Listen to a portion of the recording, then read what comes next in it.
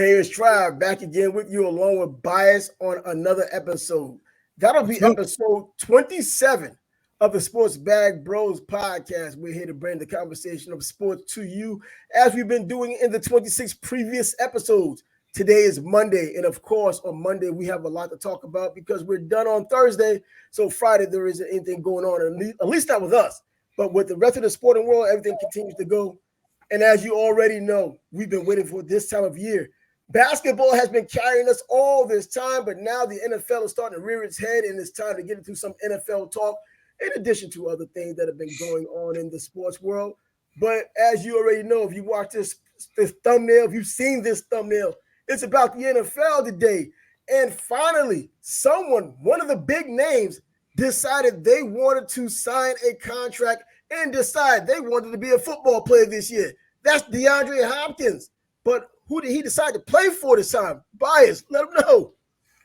Well, I don't know if he decided how many offers did he have? How many teams had cap space to offer him a contract? He probably went with the best available. Can't be mad at him for that. But what are his chances of winning the Super Bowl with the quarterback who only had 13 touchdown passes last year and combined 75 receptions from their top two returning receivers? Obviously, he's a special talent. He's going to help them, but enough to take them to the promised land?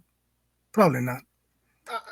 Of course, I don't think going to the promised land is a big deal when you're talking about the Tennessee Titans, but they are in the AFC South, even though the Jaguars are looked at presently as the team to beat, surprisingly in a lot of people's ideas. But if you look at their team and see how they've built it, how they constructed that team, and what Doug Peterson has brought to the table in this last season, the Jaguars may be ruling the roost in the AFC South this season and even in future seasons.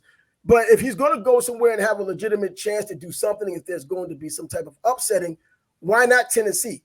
You know what I mean? They've always been there, for the past several years. They've at least been in the thick of it. Mike Vrabel, their coach, is that kind of coach that can kind of hold the fort down.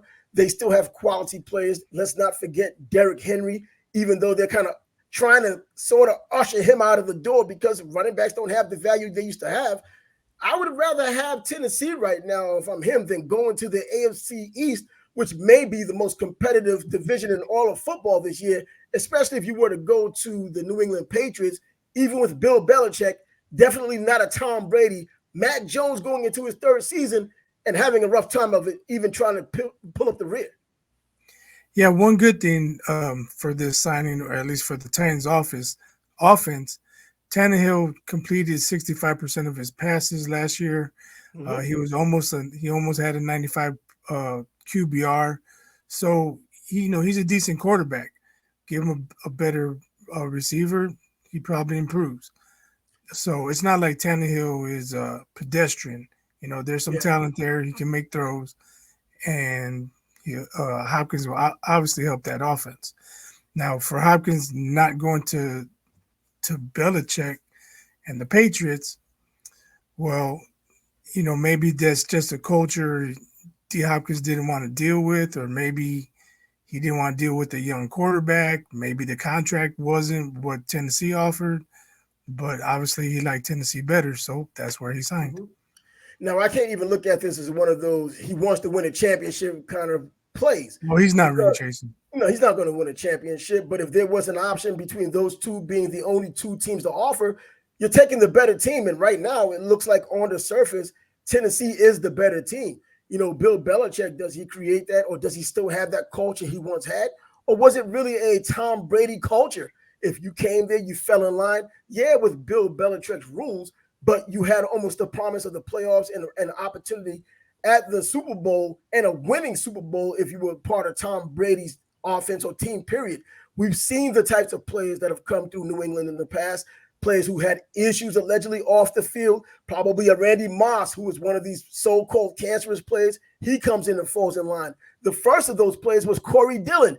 No one got along with him. He comes to New England, quiets, have a very good year, gets himself a Super Bowl, should be in the Hall of Fame at some point. Yeah, but this isn't your daddy's New England Patriots anymore. These aren't even Bill Belichick's Patriots anymore because they're not winning like Bill Belichick used to do when they had Tom Brady. Right. I was thinking that same thing. These are not your daddy's Patriots. Um, they're a franchise in transition. Obviously, this is Mac Jones's make or break season. If he doesn't take that step up, they'll probably be looking for a replacement. And that is true. And he's had offensive coordinator issues, and I feel bad for quarterbacks who come into that kind of a circumstance. And you think that Bill Belichick knows this? He knows that you need the consistency, especially with a young quarterback, to see him grow. And if you're changing offensive coordinators or changing things around him, he's probably not going to grow as much. I'm wondering if he's going to get that kind of leeway from Bill Belichick going into this season, or is the division really going to put the pressure on Bill Belichick in addition to the New England Patriots, considering that the three teams that are in front of them, at least before the season, are the Buffalo Bills, are the New York Jets, are the Miami Dolphins. They're bringing up the rear, something they're not used to doing, especially going into a season. It may happen during the season, but going into a season, the expectations really aren't there. It may open the door to some surprises. Not likely, but that's a possibility. It could be Jones has a very good season and they lose all 6 of those games to those teams that you just mentioned. If they go 3-3, that would be outstanding in my opinion. Yeah. But I don't see them going 3-3. I see those teams as being much better, at least on paper, at least, the last couple of years. And I don't see anything that the Patriots have done to change that. Nope. It seems like everyone is changing around them, and they're changing for the better. I mean, even the Jets, who just made a living or generation after generation of not doing much in the offseason or doing the wrong thing in the offseason. I think right now with the quarterback situation with Aaron Rodgers stepping in, that really helps. I mean, it goes without saying compared to what they had last season and in previous seasons. And then, of course, Buffalo still looking at as the elite team there, but the Miami Dolphins, if Tua could stay healthy, I mean, everything seems to be going right for those three teams, at least going into the season. And things don't seem to be the same, especially with the turmoil they're having in New England when they still can't decide if this is the quarterback of their future or a quarterback in disarray.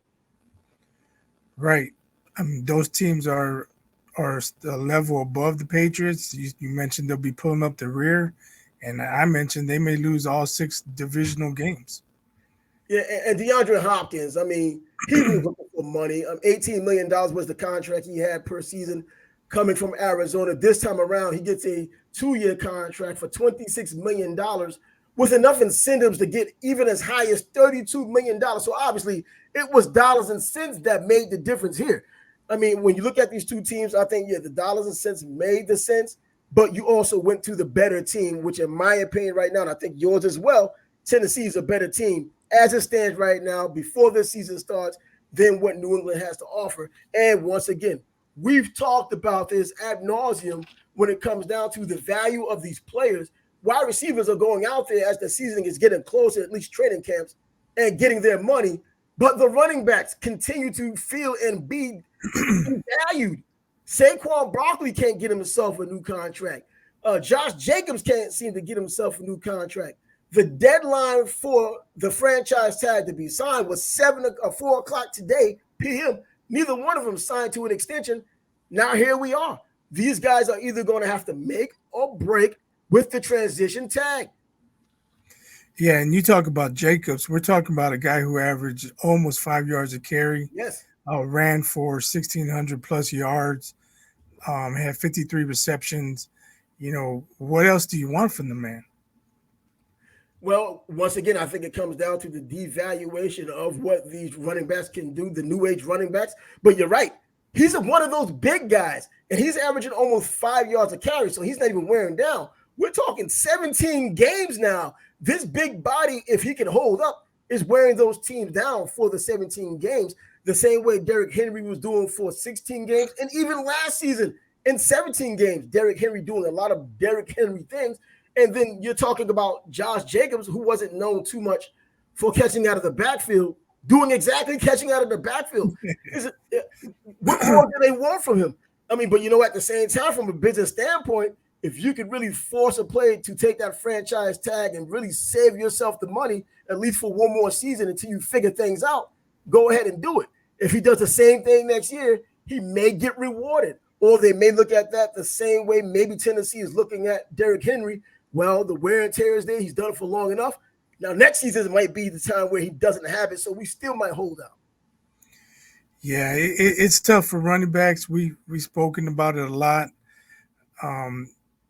They seem to be almost interchangeable nowadays. Mm-hmm. A lot of running backs just are not valued very highly, and they're not getting the contracts. Yeah, and Saquon Barkley in particular, he's had that injury history. And coming to the Giants, he was a spectacular player coming out of Penn State. And even in that day and age, a running back going that early was still something pretty rare. You know what I mean? I think running backs going very early like they used to, like even Barry Sanders going as early as he had, or even Bo Jackson, even though he didn't play, for Tampa Bay, going that early. It's something that we probably won't see too often anymore. I mean, Bijan Robinson was the best running back in this past draft, and he still wasn't close to going to the number 1 or number 2 pick. Right. He may or may not turn out to be an excellent running back, but nevertheless, they're not valued that much anymore. Bijan, as an unproven rookie, is slated to make more money this season than any other running back, including Christian McCaffrey, who's proven and tested. So that kind of lets you know what's going on there. And Saquon Barkley, he's upset. And I remember he's saying that he didn't want to break the bank. That wasn't his goal. But then when I looked at the numbers, and if these numbers are true, $13 of $16 million a year, bro, after they just paid Daniel Jones what they paid him, I don't think the money's there. You might have to run with that $10.1 million for that franchise tag. Yeah, I heard there was talk that he might sit out. If we're talking money, sitting out's not the way to go because you start losing money that way. And it doesn't seem like the Giants are going to come down very much, if at all. They can put that franchise tag on him and then he's locked in. Well, the Giants have always been that organization that has been reasonable when they spent their money. I know from the outside looking in, you look at Daniel Jones and what he's done, you're wondering with the money he's gotten, is that really reasonable even for Giant standards? Many don't think it is. I think there are some Giants fans who may think that he's worth the money. We'll find out. But for Saquon Barkley, a position that seems to be expendable now at running back, and if you did a running back by committee, that actually plays into what the NFL is becoming now with 17 games. I mean, he won't be sorely missed as you may think because he was hit and miss anyway since his rookie year. After his rookie year, he's been pretty much hit and miss. You'll get a good season, you may not. You'll get a good game, you may not. So a running back by committee may be able to pick up where he left off and you won't miss the beat, considering if Daniel Jones is able to really be that franchise quarterback he's being paid to be now. Right. You're probably looking at teams thinking, well, we have to pay multiple running backs now. We can't just rely on one. We can't give $13 million to one guy when we have to pay two or three total. So why commit so much money to one guy when you still have to pay another one and probably a third? And I think out of all of the people who are out there that might have been looking for an extension or not settling with the franchise tag, Tony Pollard of the Dallas Cowboys is another one of those. But at least he's a young guy. He's had over 1,000 yards rushing this year. He's gone over 5 yards a carry at 5.2 yards a carry. But there isn't any Zeke to spell him this time around. He'll be asked to carry the entire load this whole season. Well, as long as he possibly can within reason. But at 209 pounds, 210 pounds, wow, 17 games is tough for Saquon Barkley, who's over 230 pounds. Imagine this Tony Pollard trying to carry the load with Dallas, especially when you have a quarterback like Dak who's not necessarily going to get it downfield and kind of keep those intermediate and short passes, keeping guys in the box and eyes on you. Yeah, he's going to have to prove his durability this season. You mentioned he's a little bit on the small side, 17 games. It's a long season. If he's getting the majority of the carries, I mean, a big bulk of the carries, will he be able to handle that load? That's a big question mark. Yeah, and another one of those players, Ezekiel Elliott, another homeless running back, another homeless NFL player, but it seems like the most homeless players in the NFL these days happens to be the running back.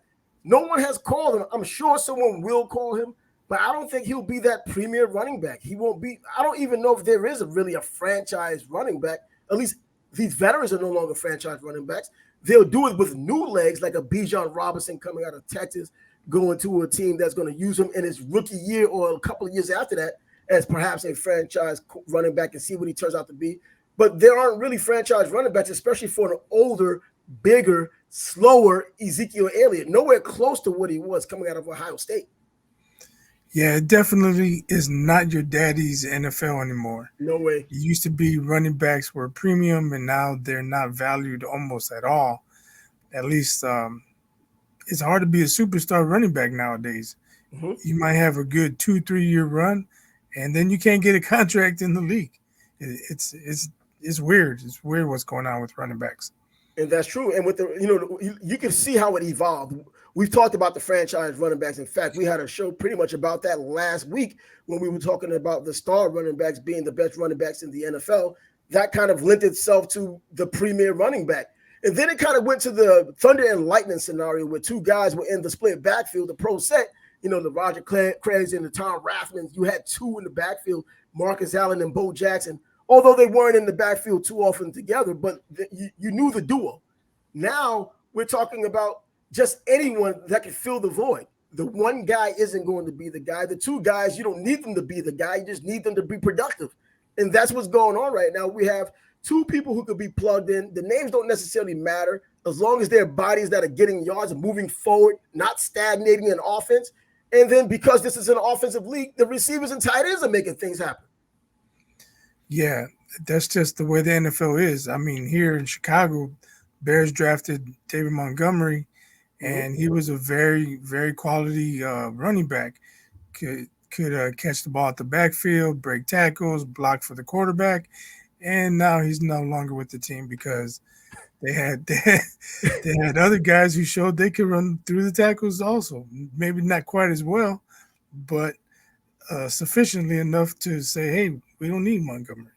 Yeah, and it's like next man up. And the almost extinct running back, at least the way we once knew them, this tandem deal when it's not even splitting the backfield, it's just you'll take the first 2 downs in this series, he'll take the first 2 downs, maybe even 3 if he could block a little bit in the next series. But once again, I think because of the design of these offenses now, using wide receivers. Now, we've already saw that coming for decades now. It's finally come to a head. But now the tight ends with Gronk, when he had come onto the scene, other tight ends making it more viable to add the tight end to the wide receivers. And if you could have both units clicking, it's over. Then a running back that can catch out of the backfield.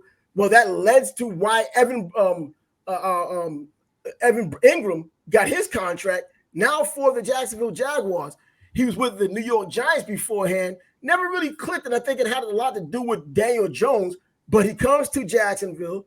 He has Trevor Lawrence, who looks like he's definitely on the rise as one of the elite quarterbacks in the NFL, and just his second year, taking his team deep into the playoffs.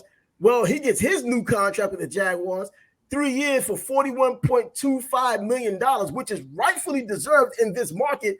But again, pointing out the running backs aren't that important, but if a tight end can do a lot of what he's being asked to do now, along with the receivers, that goes more hand in hand with what teams are doing now than the traditional set up the run to get the pass. People are coming out passing, and if it's to that tight end for 11 yards, that's a better option than the 5 yards in a cloud of dust from a running back.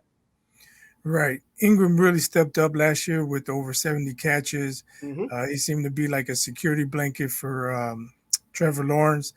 And, they paid him. They believe he's got the talent, and they believe he's going to continue to contribute that way. But I think also what hurts running backs is they throw so many short passes now, a quick slant, a quick out, where it's almost like a running play. They get a quick 3.5, 4 yards, where that used to be automatic first and 10 off tackle. 1st and 10, a sweep or whatever, student by right. Now it's a quick out, it's a quick slant, it's a dump off, and it's all about staying on schedule with the chains. And I also think that right now, if you wanted to be an effective running back, you're going to have to do what Marshall Faulk once did, and we talked about that last week. He ran real patterns. He ran real routes. He didn't just do the flair that you hear running backs doing, or he did a little bit more what Roger Craig did, but took it to another level when he was able to line up and do post or post corner or do these more finesse routes that take a lot more nuance than just flaring out.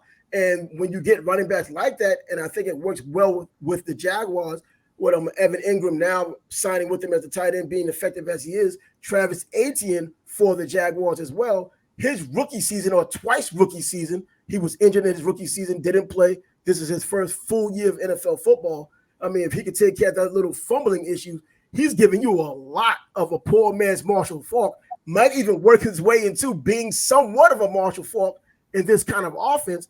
Now with Calvin Ridley, a true number one option, playing for the team this year, coming off a suspension because of the gambling, blah, blah, blah. Christian Kirk, who is now a number two, which is rightfully his position, in my opinion. He was just overpaid because he was Arizona's option before he came here. And now you have a lot going on with Trevor Lawrence growing as a quarterback a little bit ahead of a schedule. We're used to seeing the third year being the year the quarterback showing what he can do or can't do. He did it in his second year, way ahead of schedule. Everything seems to be working out. You have a coach in Doug Peterson, been to the Super Bowl, knows how to nurture quarterbacks. A lot of things expected by this Jaguar team. Yeah, I'm excited to see a healthy Etienne. You know, coming out of college or in college, he was a big-time playmaker.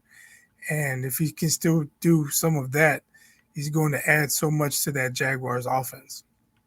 Yeah, you know, he did a lot of that last season. You know, I had the chance to watch him several times here because, well, being in the Jacksonville market, you watch all of the Jaguar games. And that's why I mentioned some of his fumbles, but the guy's explosive. He's dynamic, and, you know, and he's averaged over 5 yards a carry last season and catches effectively out of the backfield. He's a willing blocker. I'm still surprised about his weight. They keep saying that he's 210 pounds. I see this guy. You go down to the stadium, see him walk out, you think he's 190. I mean, he's either that lean or someone's tipping the scale somewhere else. You know, you got one of these boxing skills going on. But either way, I mean, the team just really looks like they're in the mood to do some things, even though in the early going, the first 4 games, they will be without their left tackle and Cam Robinson, caught for PEDs, blah, blah, blah. But I think they have so much available right now to where they can hold the fort, especially in the AFC South, which isn't that strong, while he's gone for those first 4 games and make a lot of noise happen. So, yeah, the Jaguars definitely they're a team to watch. Yeah, a team to watch. They're on the rise. Oh, definitely on the rise, exactly. You know what? A team on the rise, or a team that might just be there based on their division, which isn't so strong. You know, people will play catch up with them now. We're just trying to see if this isn't fool's gold. We're trying to see if they become incumbents in the postseason and just have a strong showing throughout the regular season. I mean, in that division, that's all possible. I mean, in terms of the overall NFL, we're talking Chiefs and Bills and you see the top echelon. Yeah. You know, you get out of your division, you beat up on those little poor sisters, and then you go out there to the big boys, and it's back to basics, blown out. Different story. But last year, they put their head out of the sand and did some things and scared a few teams coming back from 27 down and winning game, bro. And they made them, even though it was a hurt Mahomes, they gave Kansas City something to worry about just for a little bit. But that's not good enough. They're looking to make good on it this season if the same thing can continue for them. And we go back to Dallas. Well, it's always Dallas, allegedly America's team. Which America, South America, I don't know. But Dak Prescott saying that he's not going to throw 10 interceptions this season. Well, after a career high 15 interceptions, who is he to make these predictions? I don't know why even say that. Why? I don't get the reasoning behind it. If you want to say we're going to dominate the division, you know, our team is going to do this, do that, but to talk about specific stats, I mean, if that's his goal, make that goal. But to say it's not going to happen, you don't know that. You can have 3 of the first game. You know, one can get tipped, your receiver can drop one into the safety's hands, and there you go. You got 2 in the first quarter. I mean, it's ridiculous. But does he even put pressure on himself if that scenario does play out the way that you're saying? You know, you get these interceptions in the early going. In the first 4 games, you have 5 picks. You know, you're thinking to yourself, wow, 5 more for the rest of the season. Is that even pressure for a play like that, or you just forget that you even said it and hope the team had success so that everyone can forget that you even said it because they'll just be happy with the success that you've had? Well, that's what I'm alluding to. If you're 7-0 and you have 11 interceptions, who cares? Will you Yep. have to work on it? Of course, but you're 7-0. You know. Yeah, but Or what if as he they has say, 0 interceptions and they're 0-7? Oh, great job, Dak. You didn't throw great any job, right? interceptions, but you And haven't the won a haters would game. be out. The haters It's would be it's out. silly. It's Whether just Dak, silly. whether they're Dak haters, whether they're Dallas Cowboy haters, the haters will be out to hold him accountable. I mean, I'm neither or, either or. I'm just completely neutral to whatever he does on the field. Man, I've always thought he was just a solid quarterback at best. There are others out there who want to call him elite. I just don't believe that. But we'll find out I again don't this believe it upcoming either. season. He's just another quarterback that happens to play for a high-profile team right now I'll who take hasn't won a Justin championship in a long Fields. time. You I'll say what? take Justin Fields over Dak. Really? Mhm. That's pretty interesting. I mean, that's your guy up there in Chicago. You get to see him more than we do. We've only, as far as I've seen him in high school. I've watched him in Ohio State. The little bit he had done in Georgia, but keeping your eye on him day to day or game to game in Chicago. I mean, that is there a little bias there, or is there you legitimately think that? Well, I mean, obviously, I threw out him because he's the quarterback on my favorite team. Yeah. But if I heard there's a report Dallas is trading Dak for Justin Fields, I would be pissed off. Oh, I don't want Dak as my quarterback. nah, not as a washed up guy like that, because I think that Justin Fields obviously still has that window to where he has the projections that's going through the roof.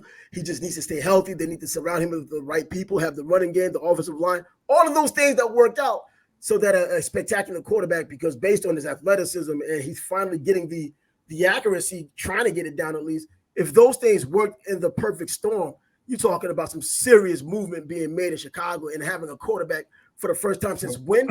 Um, um, Ever? Jim McMahon. No, we're not even talking about him. Outrageousness.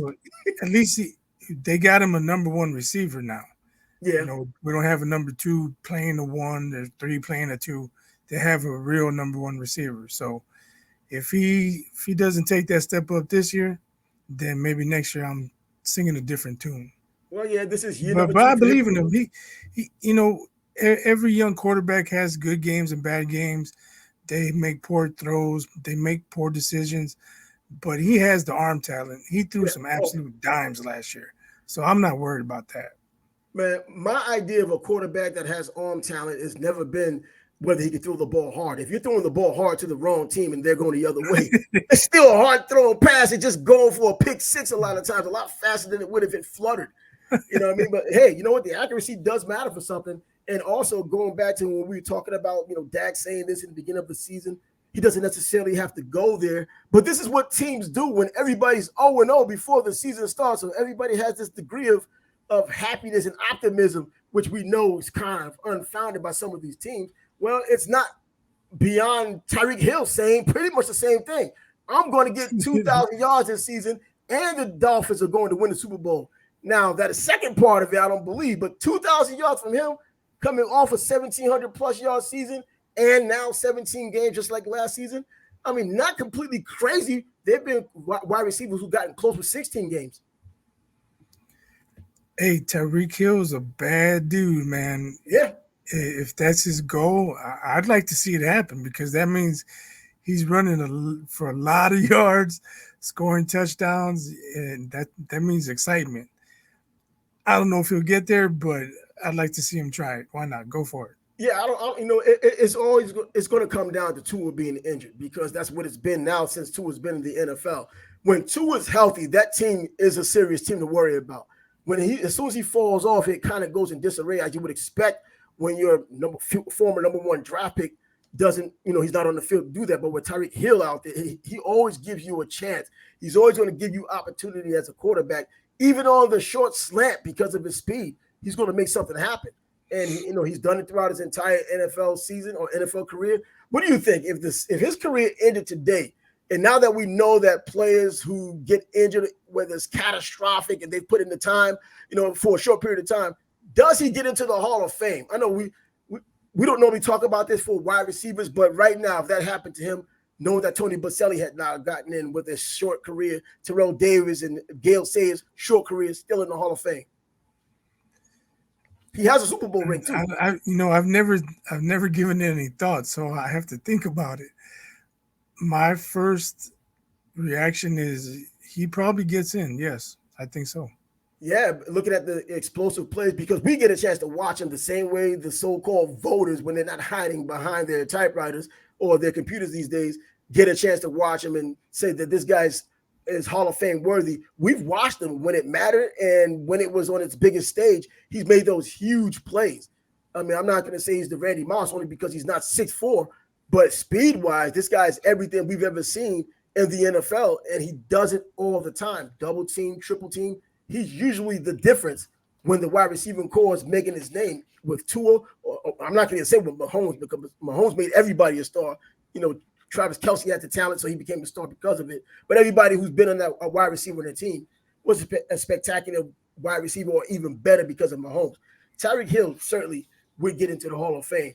And right now, I mean, we're talking about so much football being spoken about. The NFL right around the corner. Training camps open up, I believe, some of them this week. And then, of course, next week, not too far from the Hall of Fame game between the New York Jets and the Cleveland Browns in Canton. I mean, it's that soon. But before we even get to that, we still have college football that's now starting to show up. And SEC Media Day, the alleged best conference, and going by the numbers and championships, well, maybe not so alleged. They start their media day today. And I think Brian Kelly of LSU, the former Notre Dame coach, had taken center stage talking about LSU not necessarily being what Alabama is or Georgia, but they're on the rise. They'll get a chance to show it in Orlando, Florida, in their first game against the Florida State Seminoles, who are on a rise of their own with their coach, Norvell. So, yeah, there's some things going on. We're going to try to have Brent Beard, who's one of the top SEC voices, well, in the SEC when it comes to college football. We're going to try to have him on at some point this week, as he's in Nashville right now covering SEC Media Day. And if we do get the opportunity, which I believe we will, you'll get to hear, if you're an SEC fan or even college football and just want to know what's outside of your local market, he'll give you everything you need to know in detail going into this upcoming season. And what's SEC Media Day without news to go into the Media Day? Like Tennessee, the Tennessee Vols.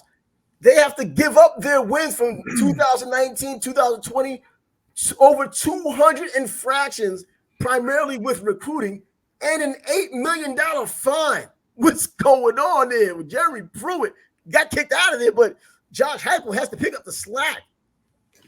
Yeah, that's rough, giving up all your victories for a season.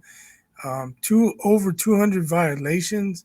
That means either somebody didn't care about compliance or had no idea about compliance. I mean, but somebody has to know something. It's not just, oh, we didn't know in this one situation. There's over 200 violations. So they were consistently doing something they should not have been doing. And not caring one bit while they were doing it. Now, they dropped the hammer on them. Yeah, and we know how college football can be. But for decades, it's always been a cockeyed towards the SEC. And when the Southwestern Conference was around, we all know about what happened with SMU and what happens down there. But in the SEC, people look at it a little stronger. This thing happens a lot more. But how hard is it now, or how difficult is it now to be able to decide what's an infraction, what isn't, with NIL being what it is, and what the transfer portal being what it is? Very hard to decide what's severe, what isn't severe anymore. Yeah. I don't know the severity of the violations. I didn't hear what the violations were, but again, it's the amount of violations I believe they got Tennessee, over 200. You could say there's a lack of what's that term? Institutional control. Yeah, I mean, with over 200, there's no control at all. They're doing whatever. It's like the Wild Wild West. Well, when you see that, and there isn't a death penalty like which happened to SMU when their football program was banned for 2 years. That doesn't seem like it's ever going to happen again. In fact, I think I might have even heard the NCAA years ago saying that they may never ever do something like that again. But I don't think, because the SEC is such a powerful conference, that something, especially a team like Tennessee, would even be up against something like that. They're going to do what they need to do, take the scholarships, which I believe is 28 scholarships over time are going to be taken away from them. So, yeah, it's going to weaken them. Josh Heupel's going to get the pinch, going to feel the pinch. But the way things are now with this transfer portal, and the NIL. I mean, you can change your team overnight anyways. You know what I mean? If you already have solid players and you can just cherry pick from another team just for that one player, you're back on top. I mean, Notre Dame, they just went and got Sam Hartman from Wake Forest. Now they're back in the mix for something because they have a real quarterback that can make things happen for them. Yeah, the transfer portal was a game changer. Absolutely. And well, we saw what Deion Sanders had done with it. Coach Prime out in Colorado pretty much got rid of his old team that went 1-11 and said, whoever wants to come here. We'll vet you and we'll see if you're good enough to come here. But he pretty much threw the garbage out, in his opinion. Threw the garbage out that didn't win last season. He's bringing in his new guys. Now, I don't believe I got dogs from our Jackson State team that's going to play here. Bro, stop there at Jackson State for a reason most times. No, not Travis Hunter. We're not going to look at that one player. But the majority of those players are Division 1A players on the highest levels in a major conference like the Pac-12. But either way, you know, the transfer portal can change things immediately. And the way these fickle recruits are, that's what they are. Fickle recruits are. They're going to go to your school today, but they're not going to go tomorrow because you can't pay them the money they want. These are free agents, man. These aren't recruits anymore. You hit the nail on the head. It's crazy that a high school senior will commit to a school, and then by December of that season, he's in the transfer portal. Yeah. You know, he doesn't even complete his freshman year. It's just crazy. Well, look at what happened with Texas A&M last season. Jimbo Fisher, I've mentioned it, how they had the greatest recruiting class of all time. They had me going back in my archives trying to find a better recruiting class that never came close. But just as quick as they came, as quick as they left, and Jimbo Fisher is under fire again.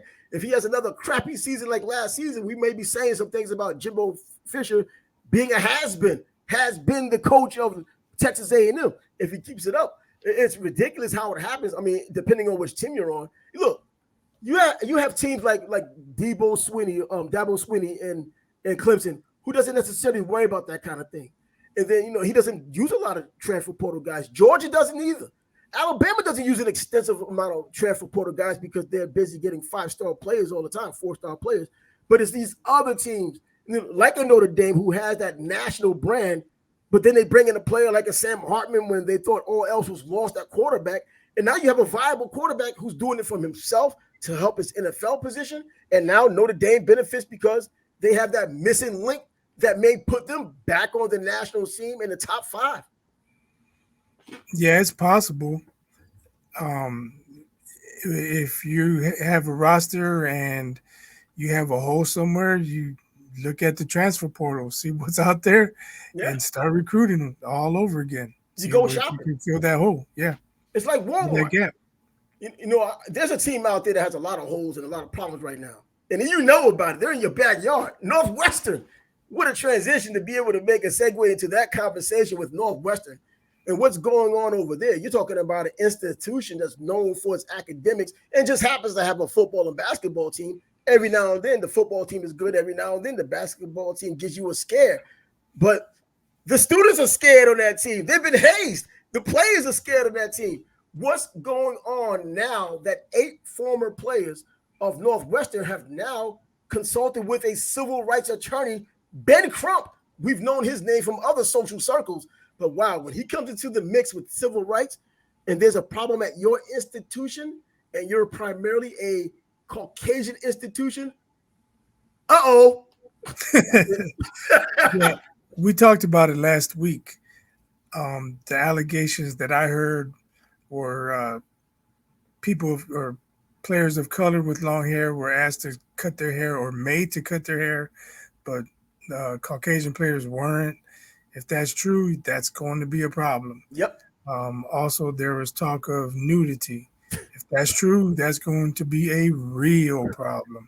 Oh. And a team like Northwestern can't afford to lose scholarships if that's where it's going to go.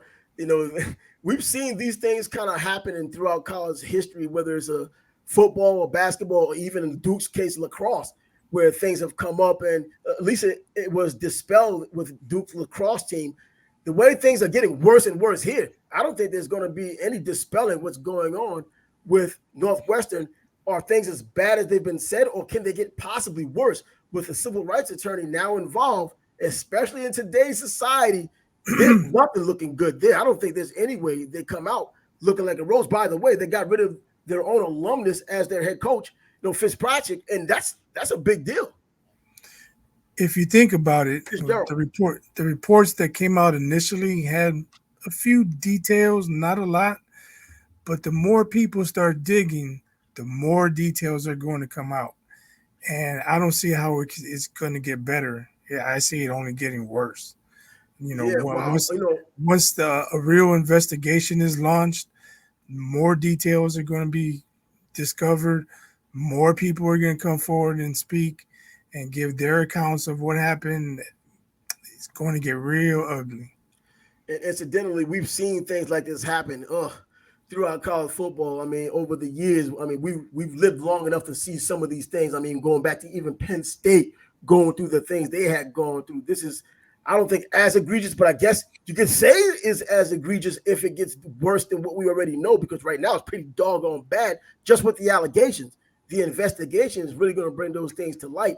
And we'll have I don't know necessarily a full story. Half the story might be good enough. So we can run with that and it'll be just as bad. So if it does happen anytime, you're going to get it over here, since we're coming to sports all the time.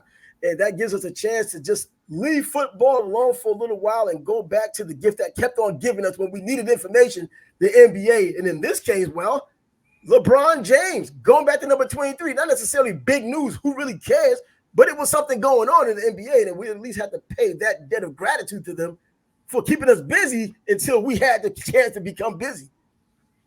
Not really. My comment is no comment. I mean, really, number 20, I don't think a number matters, to tell you the truth. I mean, it doesn't. You're not Michael Jordan anymore. What's the deal? I mean, you never were MJ to begin with. But whenever he does something, there's going to be some type of, somebody's going to say something, or a group is going to say something.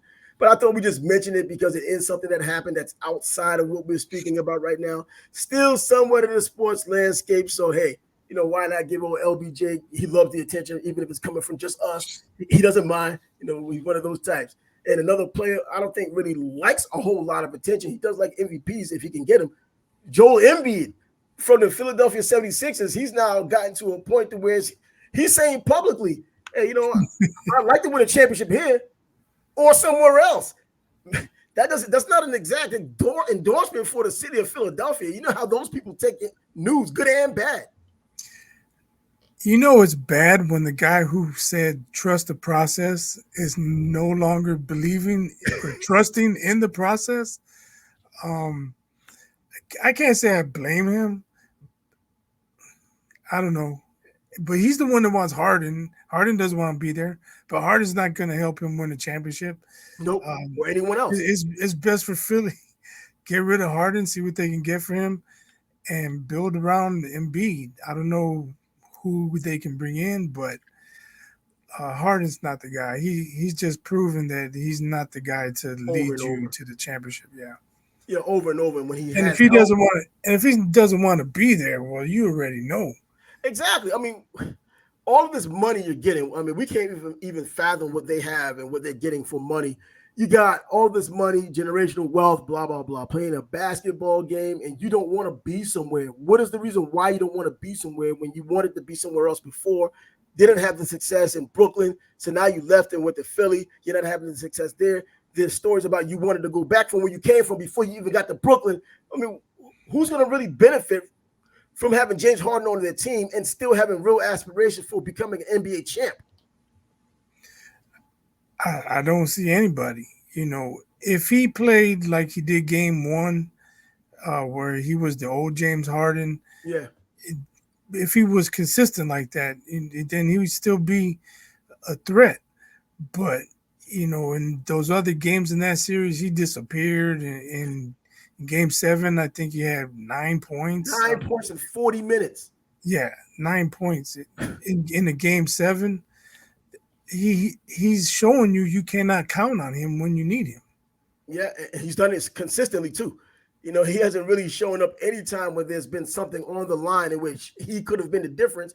He's shown that he isn't the difference. He's a very good player. He will go to the Hall of Fame because his name and the empty numbers he's put up.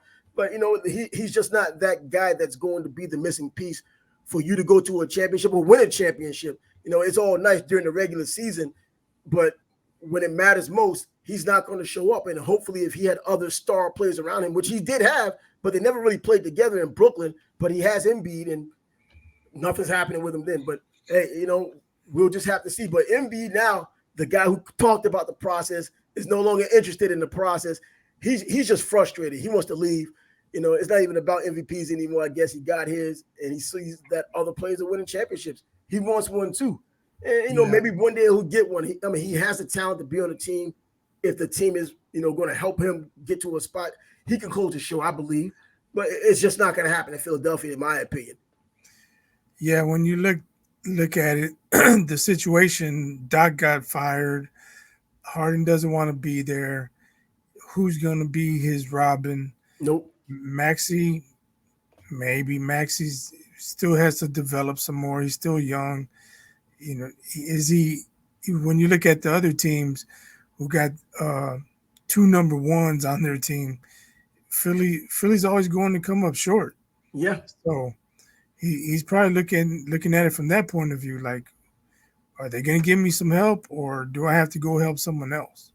Well, if he could hold down the fort for this year, next year, at least he has the opportunity, because he got his contract 2 years ago, to get traded and have a free agency, be able to fit in with someone's salary cap, and now pick the team that he wants. I don't think he's going anywhere, obviously, this season, but next season, after next season, he may be able to do that. And with that, the only thing with that is, look at Philly's history. They didn't trade Simmons right away. They're not trading Harden right away. Where if it comes to that for Embiid, at what point are they going to trade him? Right before Christmas or after Christmas? I don't know. Philly, they seem to hold their cards as long as they have to, and that doesn't bode well when you're trying to get out. They're trying to force them to change their mind. Maybe we just make things a little easier, which is very difficult in Philadelphia, knowing their fans and the way things are. It's going to be difficult for them to feel comfortable or feeling lovey-dovey with the Philadelphia faithful again. Well, we'll just have to wait for that to play out. But hey, enough basketball news to take us to our next and final conversation, which is a little bit over a week left for Spence and Crawford, the fight of the year, maybe even the best fight or biggest fight in the past 5 years, going back to Manny Pacquiao and Floyd Mayweather. Yeah, I agree. This is probably the best fight that can be made in boxing. Yeah. I've been excited for it. It's not quite fight week, but I've watched both episodes of All Access. Yes, I have. And that's quality stuff right there. And, it's getting me fired up. I can't wait. July 29th can't get here soon enough. Yeah, and the great thing about these All Access episodes is that you like both fighters. A lot of times, you get one guy who's the villain, you get one guy who's the hero, and, people, split down the middle. In this one, I think people have their allegiances. You can see the Bud Crawford fans that are backing him effectively. You have the Spence fans who are doing the same thing, but there's no disrespect going on between these two guys. They're acknowledging each other in terms of, this guy's a great fighter. I'm going to beat him, but he's great. And the other one's saying pretty much the same thing. They're not dogging each other out, and they're still getting the buzz that they deserve for a fight of this quality. And we will certainly be talking about this fight as it's getting closer. I think this is the type of fight we can talk about starting tomorrow and continue to talk about until fight night, because it's that big of a fight. We're never going to run out of things to talk about when it comes to this fight. So many nuances between these guys, so much you need to talk about that doesn't have anything to do with just boxing skill. The battle of attrition, the toughness between these two guys. Who's going to bend? Who's going to break first if it comes down to that battle of attrition, to where talent's no longer going to be the issue? Biting down and being a man is going to decide who's going to be the number one pound-for-pound fighter in the world, because this is for that. Yeah, we're going to find out who's the biggest dog on the block. Yeah. Or the baddest dog. The biggest dog, bro. Even the smaller guy, Bud Crawford, wins this fight. He's the biggest and baddest dog on the block. And, I've always said that Bud was a dog, and he is that dog. He's like a demon out there. I remember you talking about a while back, but he was like, how about $1 million when Errol Spence was like $100,000? And my man kind of had that little crickets going on after that $1 million proposal. But now they're here. Now they're here, man. We're going to get the chance to find out who the true blue dog is. And man, I can't wait. I mean, really, I just can't wait for it. Even just fight week. We're more than a week away, but fight week is going to be so freaking hot. Yeah, definitely. Fight week, the pre-fight press conference, the weigh-in. Yeah, I'm gonna be hyped for that. I might even take that Friday off. Now that I think about it. Hey, you know what? Hey, we're boxing heads, true boxing heads. We're not just people who just watch boxing and just point the guy and say, yeah, he's good. Man, it goes deeper than that, a lot deeper than that. And I'm glad that we do have a fight like this to look forward to. And even some other fights that after this we'll look forward to, not like this, because this has been brewing. We finally got what we wanted to, but we have Fulton and Inoue fighting the very next day in Japan. So, but either way, I mean, this is the fight that we're all waiting for. No questions about it. And we're going to be bringing you that information as we continue to have our show. And as we conclude this show, the 27th episode of the Sports Bag Bros podcast. He's Bias, I'm Trav, and we'll catch you tomorrow on the next show. See you then.